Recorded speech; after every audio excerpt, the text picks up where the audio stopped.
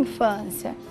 Infância é o território da liberdade, infância é eu conhecer, né? E quando a gente começa a achar que a infância é só um período para o que vai ser, a gente esquece o que essa criança foi, o que essa criança já é, né? Eu acho que isso é importante. Até pensando mesmo sobre a infância, que eu sei que é o norte dessa discussão, né?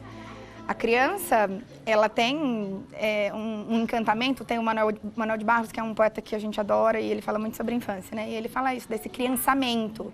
E o criançamento é esse olhar que nós, adultos, temos que ter de pensar, nossa, eu quero aprender com essa criança. E não esperar que essa criança aprenda alguma coisa conosco.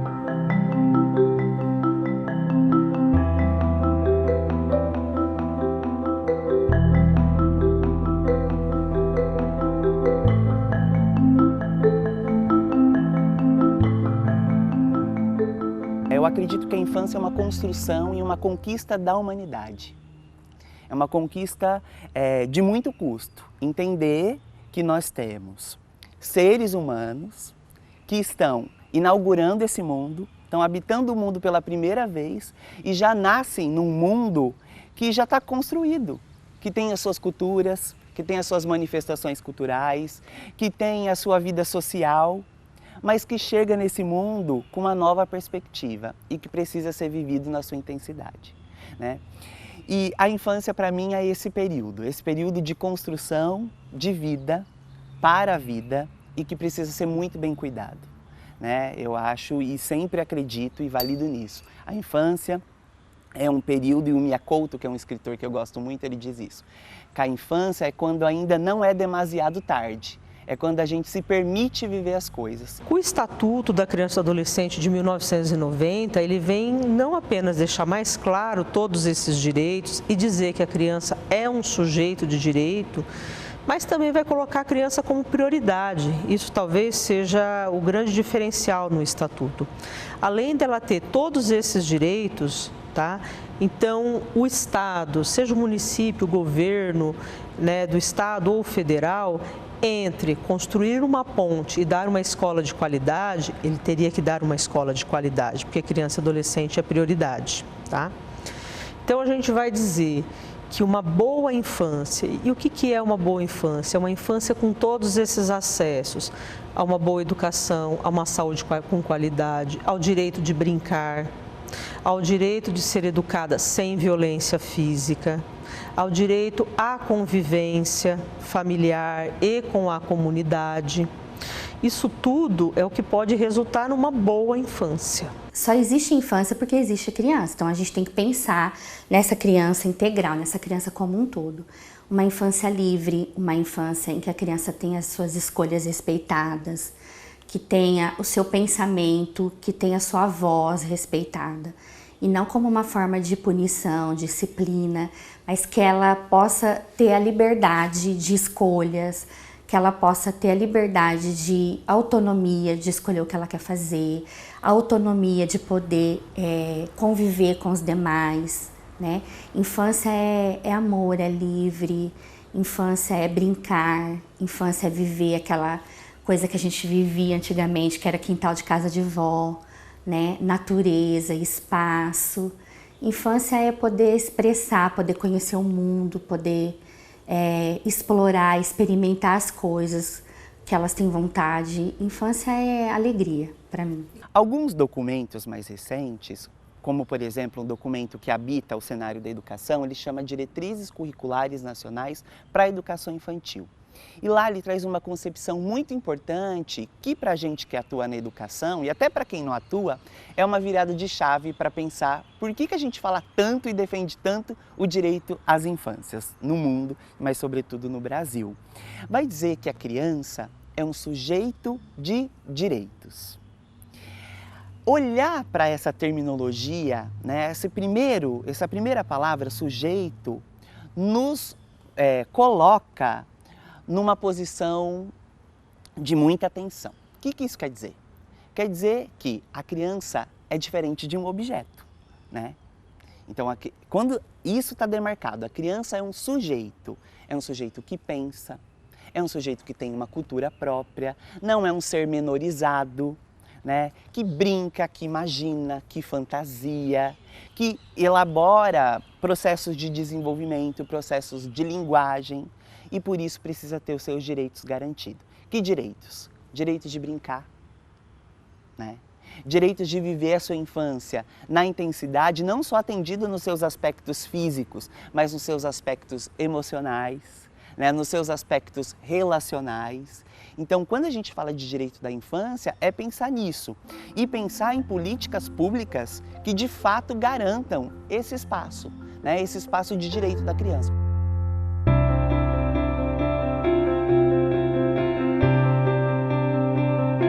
Essa promulgação da Constituição de 88, que pela primeira vez inscreveu a educação numa Constituição, né, ali que isso é anunciado, e ela é vista, não é apenas inscrita na Constituição, ela é concebida, ela passa a ser contemplada como um direito fundamental, um direito indisponível, um direito que eu não posso abrir mão, né, que a criança não pode abrir mão.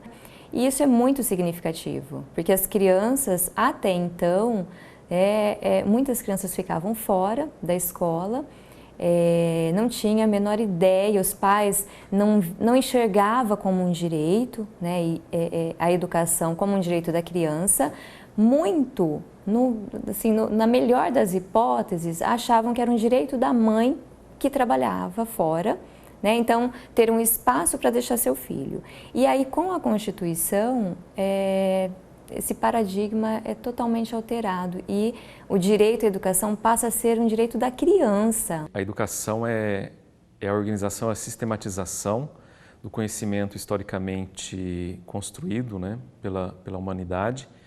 E uma das grandes preocupações, né, e talvez tarefas da humanidade por meio da escola é conseguir formar, né, as novas gerações, não somente com relação ao desenvolvimento, né, das potencialidades, né, o desenvolvimento cognitivo, mas sobretudo, né, a forma de viver em sociedade, em compartilhar com as outras pessoas a vida social.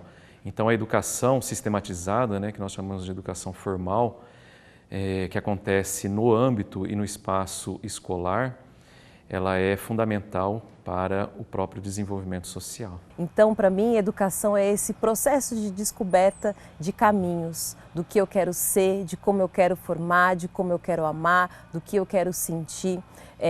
Usualmente a gente trabalha a educação só como conteúdo, né? Mas eu acredito nessa educação com as relações humanas, né? E quando a gente pensa ainda sobre esse direito à educação, é justamente o direito de ter relações que sejam saudáveis, processos formativos que sejam saudáveis para a criança e para o adulto que está compartilhando com ela daquele momento, né? Se a gente pensar numa educação infantil, todo mundo deveria ter uma escola que fosse acolhedora, um espaço que fosse limpo e saudável, capaz de desenvolver todas as nossas potências, que nós fôssemos capazes de olhar para cada ser humano e descobrir que nós não somos caixas, né, iguais, e que cada um vai se desenvolver de uma forma diferente. Eu vejo que a educação, ela vem para formar os indivíduos, senão, né, cada um poderia agir da forma que quisesse, né? E isso seria inviável diante da sociedade atual que temos, né? A infância eu vejo como a base, né? Tanto que ela é o primeiro nível dentro da educação. E quando a gente alinha essas duas questões, é que começamos a ter várias divergências, porque geralmente quem conduz, né, o fio condutor são adultos. E os adultos se perdem, às vezes, na perspectiva da criança, porque nós projetamos algumas visões e às vezes acabamos nos perdendo, né, naquela relação de que a criança, ela vem pura, inata, e aí ela vai se formar não dos treinos que temos, né, de letras, de números, mas ela vem para se abastecer muitas vezes de vivências e de exemplos que partem de nós. Então, se eu tenho um perfil autoritário, né, se eu tenho um perfil enrijecido, né, se eu trago aquela concepção, né, de educação que precisa formar uma criança alfabética com tal idade, né, como que eu vou estar contribuindo para formar esse indivíduo? Nós temos essa concepção empirista, né, que vem de Locke, século XVIII, XIX, né, que os adultos vão imprimindo no espírito dela as coisas. Não, a criança é superativa. Por isso que é difícil educá-la. Tá? Mas é uma tarefa que nós adultos não podemos abrir mão. A escola em associação com os pais. Então nós temos até hoje uma grande parte das escolas continuam preocupadas com a formação conteudistas para fazer um curso superior. E são poucas escolas que estão trabalhando a questão da formação sociomoral das crianças. Né? Esse diálogo, colocar em discussão o que está ocorrendo em sala de aula. E quando a criança, essa criança, especialmente depois na adolescência, ela aprende que ela pode discutir seus problemas, que essas questões são discutidas, não só na família, na escola, ela vai melhor nos conteúdos.